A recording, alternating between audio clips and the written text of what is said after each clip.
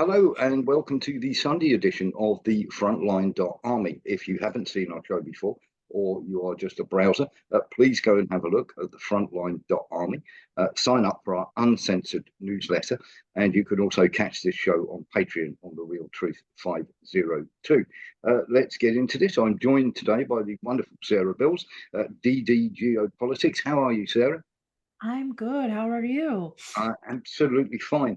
I caught your show the other day, and if anybody hasn't caught Sarah's show, sorry, today on YouTube, please go and have a long and have a look. What's the name of the show, Sarah? Today's show was it's on YouTube. It's the DD Geopolitics live stream, but today's show was, I think, something about Ukraine being broke with Mark Slibba. Fantastic. We're all broke by now, but yeah, something Yeah, about Ukraine. just broker than most. If you haven't seen that, please go along and catch that. Sarah has got some wonderful guests lined up. Sarah, we're going to start with the ICJ and Israel's ability to completely ignore what the ICJ have said. What's going on there? Well, I think that we knew that was going to happen.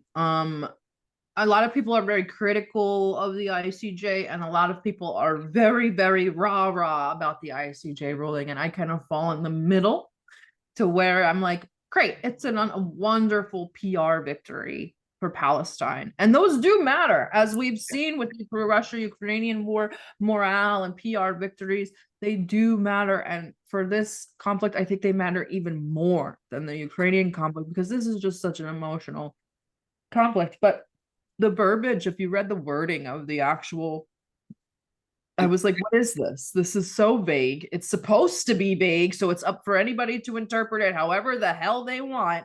And we even held spaces and with lawyers that were like, this is a victory, but it's not. And like, it was like, it even like, we knew that they weren't going to listen, and now instead it's just the ICJ is anti-Semitic. It's par for the course at this point. If you don't like it's anti-Semitic, the UN is anti-Semitic, the ICJ is everything this scary is anti-Semitic. It's just it's so and they will continue. Not only will they continue, but they were given 30 days to continue and wrap up whatever. You guys got a month to wrap up your genocide. At the end of that month, you guys get to investigate yourselves, then give us the findings of the investigation and we'll go from there. I don't know why Israel's upset. They literally got their cake and eat it too. Yeah, they got off scot-free, didn't they? Sort of vague from The Hague. Very... Why are we even taking The Hague seriously? I mean, it's a great PR victory, but like, do people not realize that there's a Hague Invasion Act? Like, the United States has The Hague by the early, but like, yeah, like, I just don't want like it, I don't know. I hate, isn't it? If you arrest any American citizen, we reserve the right to use force to invade the court with our army. Like, who, what? And then we're expected to listen. See, and here's another thing that I'm very hesitant about with the ICJ is, what precedence does it set? Why were they willing to hear this case about the genocide in Gaza right now? Right? What precedent does it set? We just had a warrant put out for the arrest of Putin by the same the same institution with no proof. They have no proof of genocide. The UN even went in there and said there was no proof of genocide. And I can't get a definitive arrest warrant for Bibi. I can't get a definitive verdict that there is a literal genocide as I watch it happen in front of my eyes. Yeah. And there's evidence to support it. Like, what is this? And so now we have this precedent set for Putin, right? And now we're legitimizing the ICJ again by saying this is great what they've done for Palestine. What's next? Do they bring up the fake Uyghur genocide in Western China, and now Xi's on trial for genocide too? We have to watch what the political motivations are. So great PR win, but I'm also very cautious, and we'll see what happens afterwards as the resolutions kind of go forth to the UN. But Bibi is holding on for dear life, and he's going to keep the war going so he can avoid jail time, is what I'm understanding. Yeah, I mean, the ICJ are pretty much where Dorothy Parker said about certain group of people. They've reached rock bottom and are showing signs of starting to dig. They're completely useless at this point. The thing I wanted to touch on here, uh, there is clear evidence when you watch people with white flags being gunned down in the streets and the settlers moving in, that this is just a land grab, isn't it? I keep asking the same questions. Why are you planting flags? Why are you blowing up buildings? I mean, we watched a controlled demolition of a university. What are you what is going on? It's not a land grab, it's not imperialism. Why are they all pushed all the way into the south by the Rafah border crossing where you then bomb again and you're planting flags all over northern Israel or northern Palestine and doing donuts and tanks? The whole thing is very sick. I've never I mean, we watched Ukrainian neo-Nazis plow through Donbass for 10 years and I've never seen anything like this. The No. amount of sinister like them riding around on children's like just the things that they go out of their way to do to be insulting and to be degrading, riding the children's bicycles, putting on women's clothes. Somebody went through a woman's underwear drawer. Like, what the hell is going on? Like, this is a very sick society. And they lie. Everything they say is a lie and a projection. So exactly what, oh no, no, no. This isn't a land grab. This isn't imperialism. Da, da, da. We watched you literally cleanse the entire northern corridor and then you realized you couldn't hold it, so you retreated, but the damage is already done. So I, It's quite sick, isn't it, that the rest of the world just stands idly by and watches this, and in a lot of areas condones it. they do to a degree, right? And let's look at how their reactions to other things. They couldn't, a lot of Americans, and I don't know about the British, but a lot of Americans couldn't wait to bomb Yemen. And I'm like, wait, why are we excited to bomb the poorest country in the world that's been Mm, bombed for the last decade? And they're like, well, they're messing with our trade routes. And I'm like, we could just not do a genocide. yeah, Like, would it be the best solution would be to just stop doing a genocide? Like everybody could maybe get along after that. But no, we don't in America, that's not it. We do whatever we want. What Israel's doing in Gaza has nothing to do with this.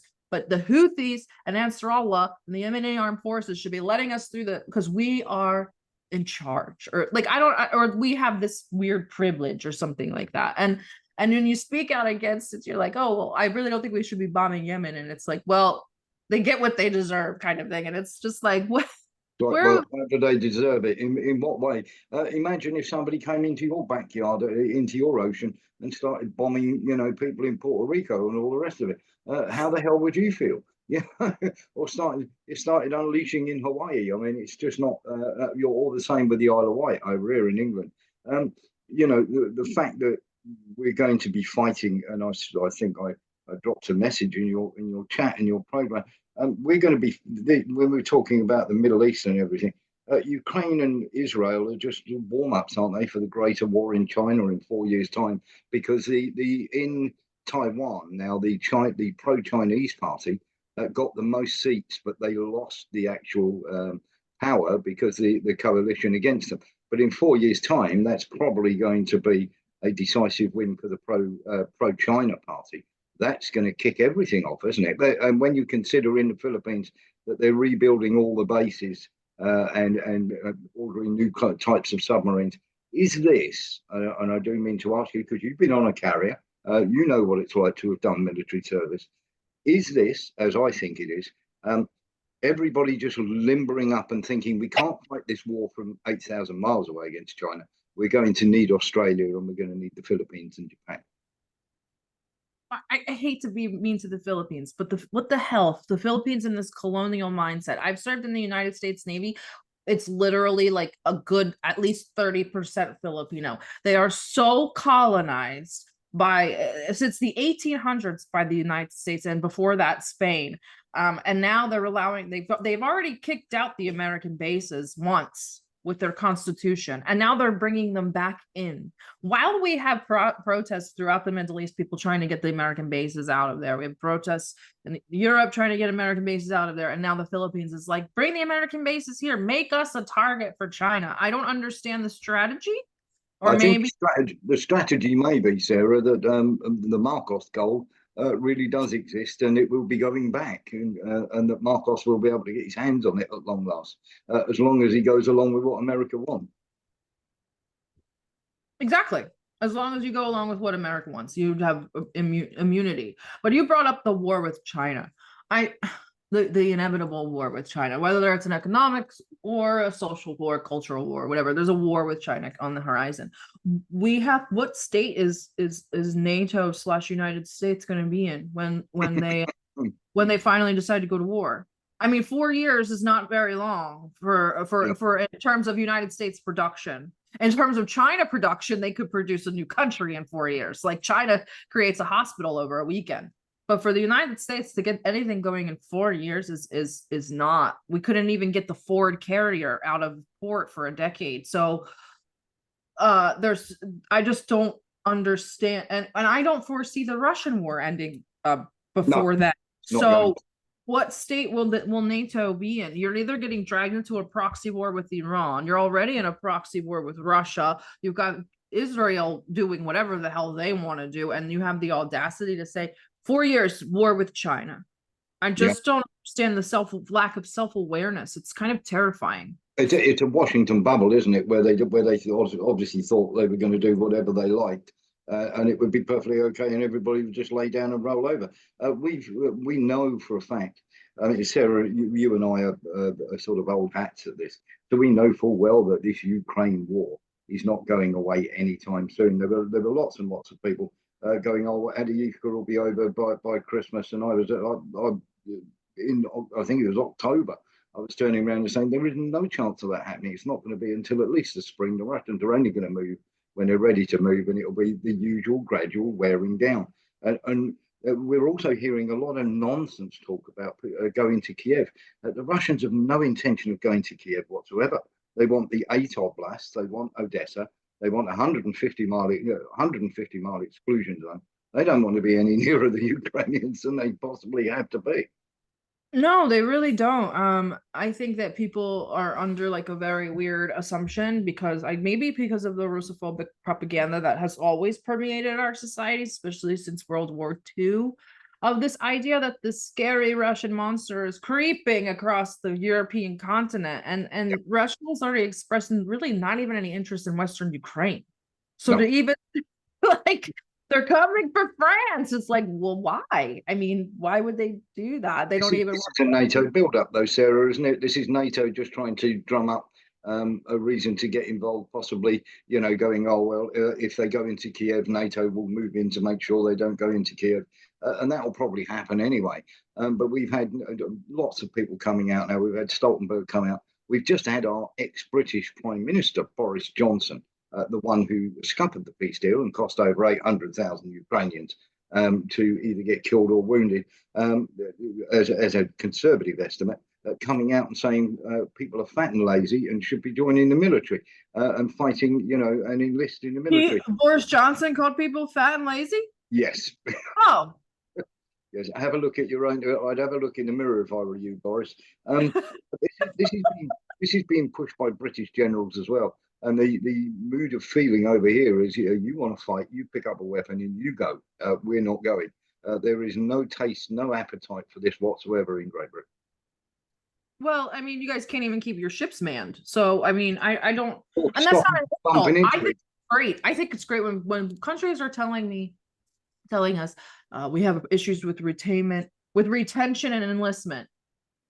That's a very huge signifier, Yeah, especially I don't know how it works in Britain, but in the United States, there are huge incentives to be joining the military. Huge. Some of the jobs offer you a signing bonus upwards of $100,000. Like this, there are huge benefits. We don't have health care. We don't have university stipends or anything like that. So all of those things are huge benefits that are kind of dangled like a carrot in front of these poorer Americans. And even they are like, that's not worth it. That's yeah. not worth it. It's a Well, really sign. we've got a thing over here, and we put it on the morning show the other day. We found a piece of legislation for joining the military that says how to spot an extreme right winger. Basically, it's got all these little things on it where you find out if somebody's got these views that they don't particularly much care for immigration or like the idea of a national identity, which I thought your army was supposed to be have its own national identity. These people would not be allowed to join the military. And when you see it, it's got about 20, 30 boxes that these people look for as a selection process. It's absolutely crazy, and it's no wonder that people do not want to join. Why would you want an army that doesn't, that has no nationalist tendencies? That's what are they, what are they fighting for then? Because it becomes part of the EU army, then, Sarah, doesn't it? Oh, yeah, you guys have. I mean, Yeah. even in our military, it's like a lot of they them, a lot of that kind of watered down BS. I mean, not that I agree with American patriotism or American nationalism. I don't really think that there's American culture to have a nationalism for, but like they even here they've lost that sort of country for do it for the country, do it for each other kind of. It's not like that here either. It's very much if you have to be in a very bad situation to be like, I'm gonna join the military. That's like that's a last resort. You either need your transition surgeries and you can't afford them, or you're like real. I've known people that have actually joined because their children were like very sick and they needed the health care. Like those are the people that we're talking about in the United States military. They're not people that are waving the American flag. They're people that are really struggling. So No, absolutely. While we're on the subject of America, has Justice Roberts thrown the Democrats under the bus? Because Joe Biden, with the Texas thing going on, this is a problem, isn't it? Because if he does go and federalize the National Guard, suddenly he looks terrible because 25 or 26 states are backing Texas. And the other thing there, with Justice Roberts voting that way, if he does federalize the National Guard and doesn't take down the Razorwire, he looks just as bad, doesn't he? I mean, he's in a no-win situation here, Biden, isn't he? yes, they've cornered him. He's completely painted into a corner. I have a myriad of theories about why this border has been basically made perforated, purposely. And I'm not a conspiracy theorist. I actually am anti-conspiracy theory because I am a very I like things to be concrete. But how could we deny what's happening at the border?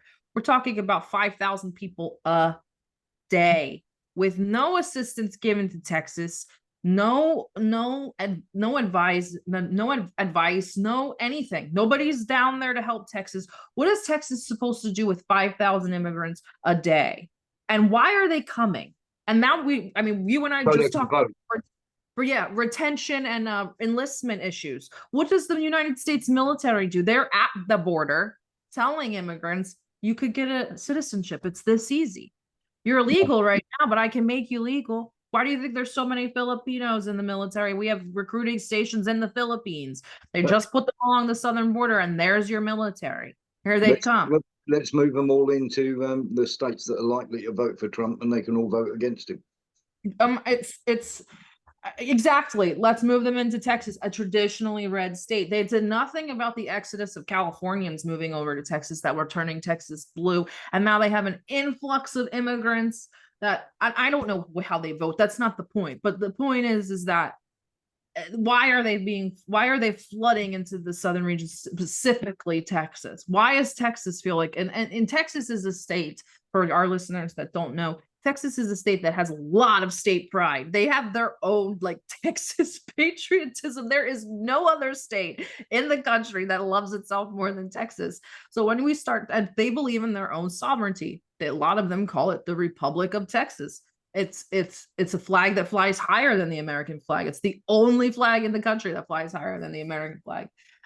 They have a lot of state pride. So I think that they just got to the point where enough is enough. We've talked about nationalism already. There's a sort of Texas nationalism, and this is, they have a culture, they have a way of life that is very different from the rest of the continental United States, and that in a positive way. And that's definitely under threat. And then they see that. And so I don't blame Abbott for acting the way that he did. I'm not an Abbott supporter, but I understand it. Let's talk Abbott, because you were talking about conspiracy theories earlier on. We have to talk about a possibility of this, because Abbott is a World Economic Forum chap, isn't he? He's a wet boy. Yeah, I mean, everybody here is a raving Zionist, raving globalist. It's like you really can't get away from it. We've been doing the lesser of two evils for so long that we're really just gotta have evil. Like, I mean, the lesser of two evils is still evil, and eventually Two you just legs of the same incrementally, stocking. yeah, eventually you get incrementally raised up to the level of like Saint in himself. So, we're kind of at that phase. So he is a WEF boy, and Texas has a huge economy. I think it has the biggest economy, second biggest. I think California is the biggest, and Texas is second. With Texas is not far behind. So, I mean, that's a very interesting kind of Yeah, little tidbit to drop. We have a WEF kid who doesn't give a shit about Joe Biden, has no presidential aspirations. So, what is it? yeah. What And is it? the other thing here, could this impact on people are worried that it might stop the election? The second thing that they're sort of worried about when it comes to that is just how far the Democrats will go, and how much power they will wield, executive orders and so forth.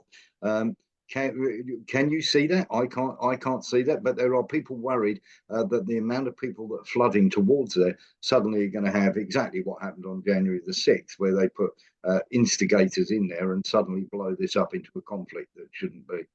I think this has more potential of blowing up into something than January 6th does. We have a very wide expanse of area.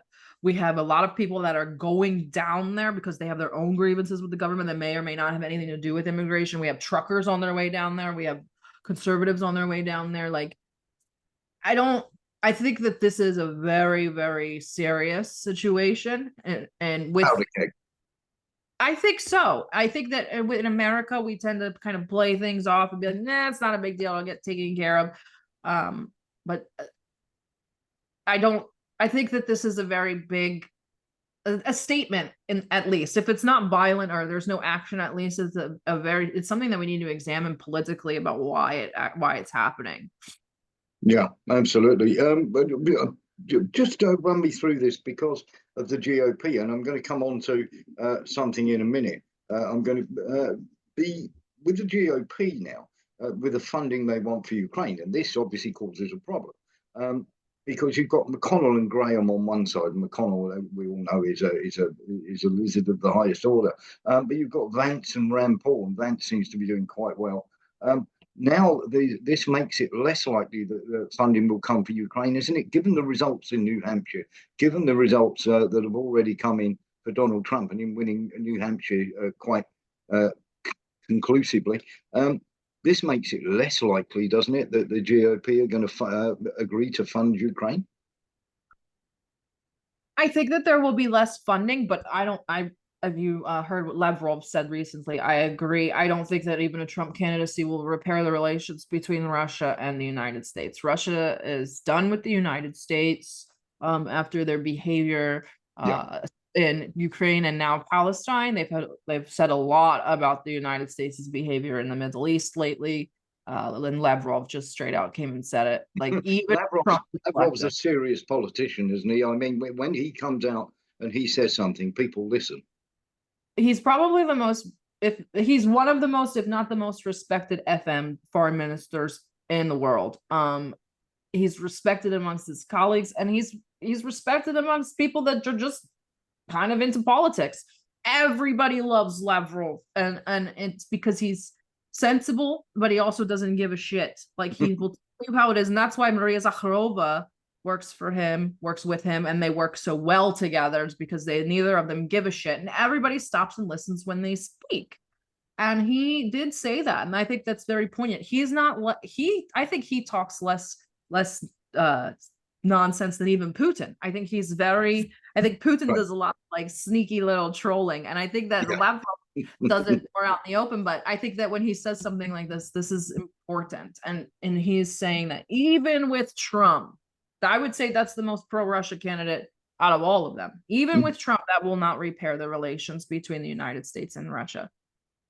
Uh, So talking, talking of relations that have gone down the toilet here, Haley is still receiving votes from Democrats, and of course, I've had my own issues with Nikki Haley no, you today. love Nikki Haley.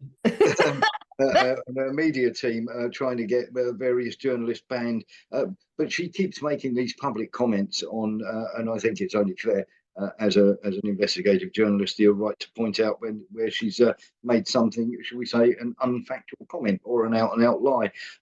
This woman's finished, isn't she? But the warmongers and the Democrats won't let her die, will they? She's got Raytheon money pumping through her veins and through her campaign. She's got a lot of funding. I don't know that she's in there to really win. I don't think that that's No. possible. But if you watched, I mean, she did have a really great upsurge after everybody dropped out. A lot of those votes that you would have thought would have automatically gone to Trump kind of split between the two pretty evenly. That was in New Hampshire, though. New Hampshire is a little bit different than your red southern states or anything like that. New She's Hampshire going to get whacked in California, isn't she? She's going to get whacked in California. She's going to get whacked in Florida. She's going to get whacked all along the South. I wouldn't be surprised if she even wins her old home state of South Carolina. I just don't. There's no winning for her. I don't even think she'd be. I don't even think she's a VP candidate. So No. maybe it's just setting up for her what she wants as a new board position. I'm not sure. I feel like Yes. she's already earned that. I'm not really sure her motivations, but she's Do what we tell you, and there'll be even more money coming. One person we have to touch on this. One person who did turn down the money, who didn't do a Nikki Haley, was Carrie Lake. What's your thoughts on that there? well, she's crazy, but she's also great. Like that's how most of our politicians are. You're like, wow, they're really crazy. She's batshit crazy, but she's also great. She's a very avid supporter of Trump. And I think she's also positioning herself to either have a very serious job inside of a Trump administration or even a vice presidential spot, which I'm not a I think she's crazy, but I think she's crazy in a great way. Yeah. I said at the time, as soon as we did the deep dive into what had gone on, and of course we woke up to that stunning news of what is it DeWitt, who offered her the bribe. There's Trump's VP right there. Concerning that gentleman, he can't just get away with resigning, can he? He's got to name names. Who told him to offer the bribe out of the GOP? I don't know. The GOP is a very interesting monster because the GOP starts off as this fractional being at the beginning of the campaign and then coalesces very much together. So they move as a unit once the time is right. All of this fanfare and all of this stuff is them kind of competing to fall where the chips may fall. But once you'll watch the GOP really coagulate and coalesce around their candidate more so than the Democrats. I'm more interested in watching the Democrat campaign than the GOP campaign. We know Trump's going to win the primary. Trump will probably win the general.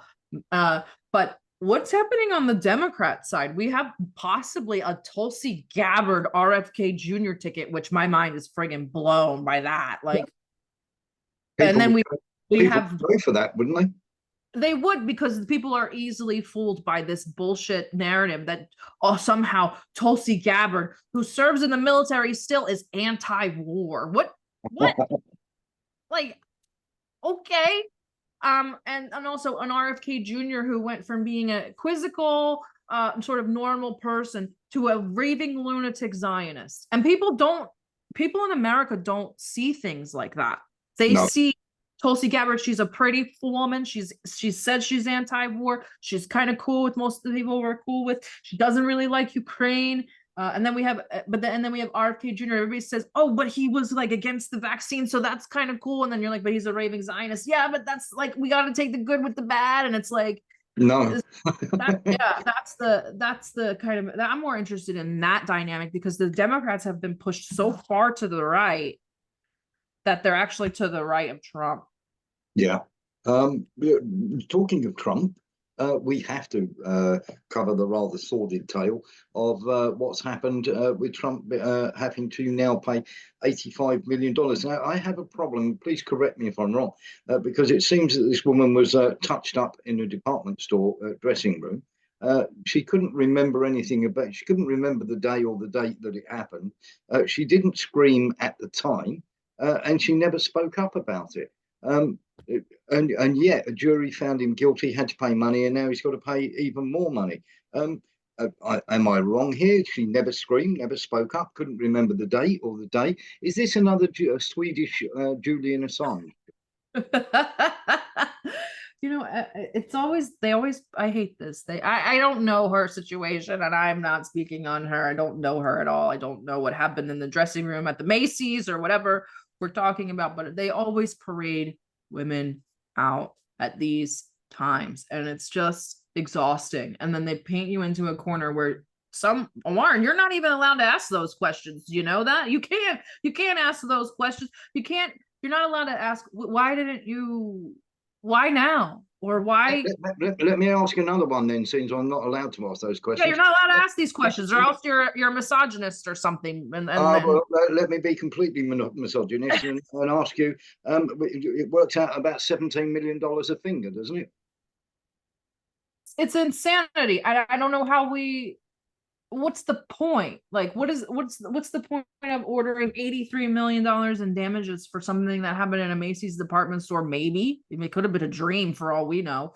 But like this, we that's why I'm always like the Me Too movement was such a fucking psyop because it literally made these conditions where it's like believe all women, and there's this idea that women are not capable of lying. Like, what See, do you mean? And like. I have the same problem here, Sarah, because for me, the Me Too movement was lots of Hollywood actresses who didn't speak up, got very, very rich, had great careers and everything else because they kept silent and enabled Weinstein to get away with it for 30 years. So why doesn't the same apply to this woman? She didn't speak up. If Trump is this monster, I'm not saying for 1 second he is, and I'm not saying for 1 second he's not. But if he is this monster, why didn't you speak up? Because all you did was enable that behavior for the next 30 years, didn't you? Without getting into too much societal or sociological stuff, um, women have been they it's feminism really. It's I hate to say it because it's feminism. You brought up an excellent point. Why are these actresses the front runners of the Me Too movement? They weren't. They stole it from an African American woman who started the movement and wasn't a celebrity. These white California actresses came in and hijacked that movement and then made money off of it. And what happened in the end? Nothing happened. And if anything, we're worse off than we were because now they use Me Too as like a kind of a meme or a joke, right? So we're Yep. actually, they don't even see the damage that they've actually done through these sorts of campaigns.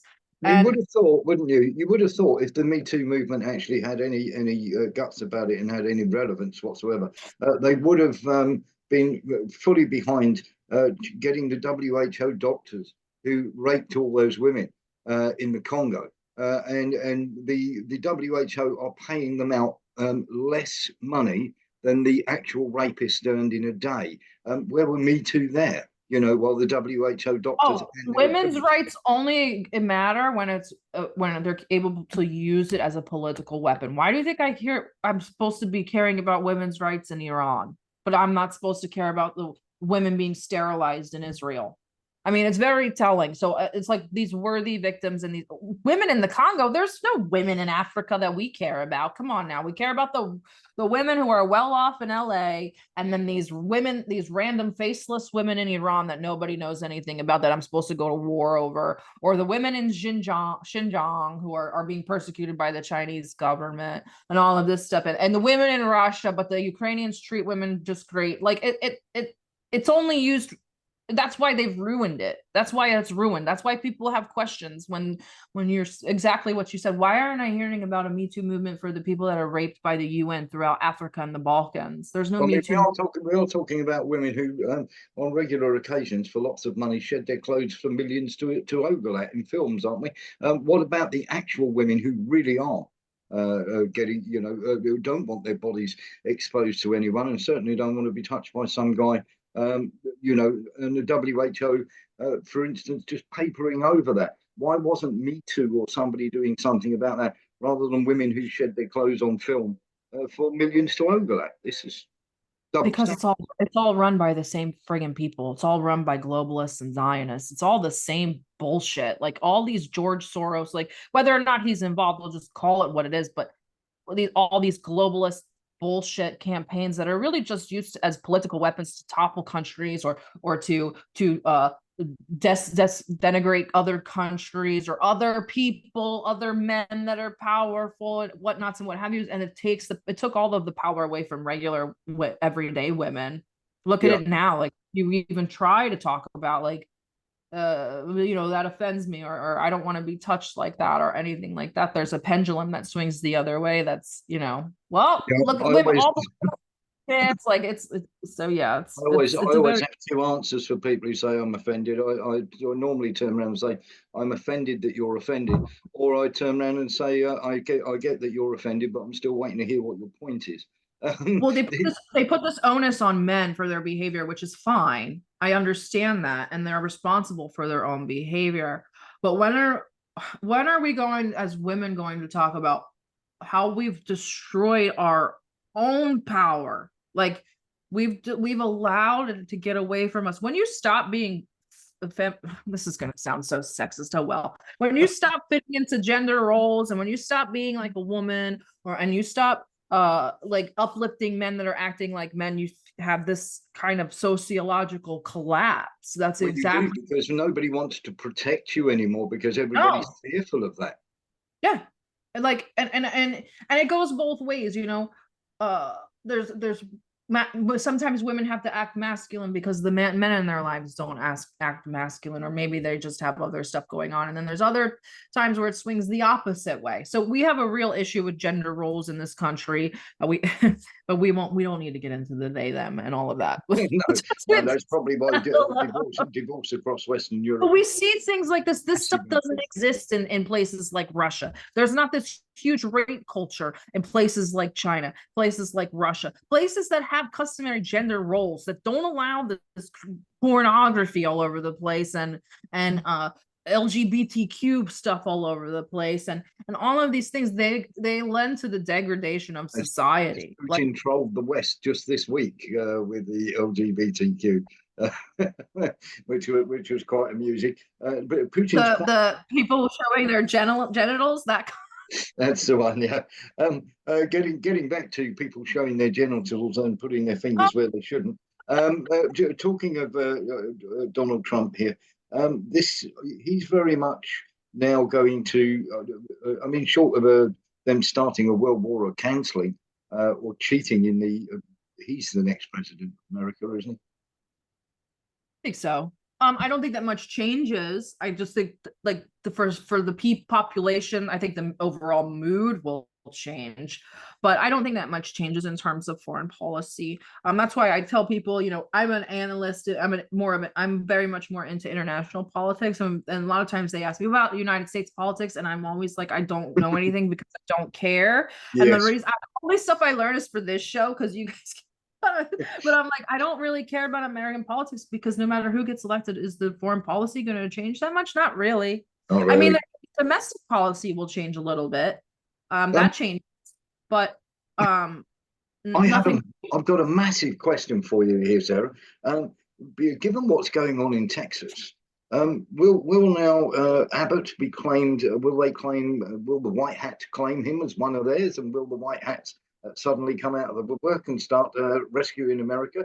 Or are we Oh, just barking up the wrong tree again?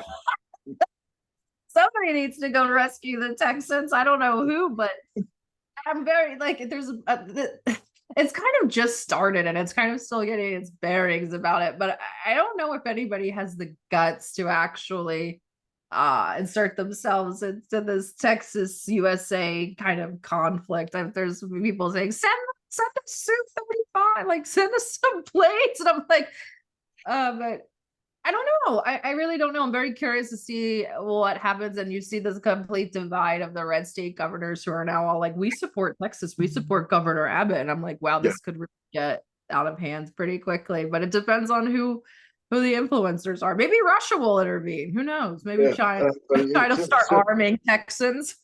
Certainly won't be the White Hats because they're like sit back and do nothing and everything will be all Yep.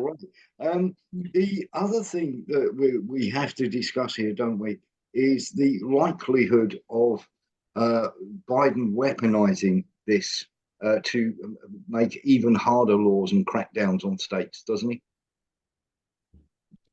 Yes, and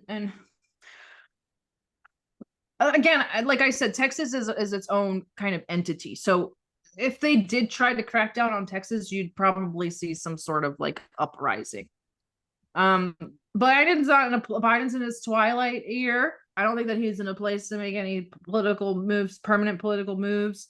Um, I just don't foresee it. Plus, he's not in control of any of the situations that are actually going on. Everything is out of control. Ukraine is out of control. Israel's out of control. Texas is out of control. Latin America is out of control. The EU is out of control. Everything that the United States has touched under Biden has turned to shit and is completely out of control. So I think that Biden better like toe the line a little bit and not piss anybody off in this last year. It's very clear he will not be winning the election, but will he be running? Will he be running, Sarah? Will he get to a point?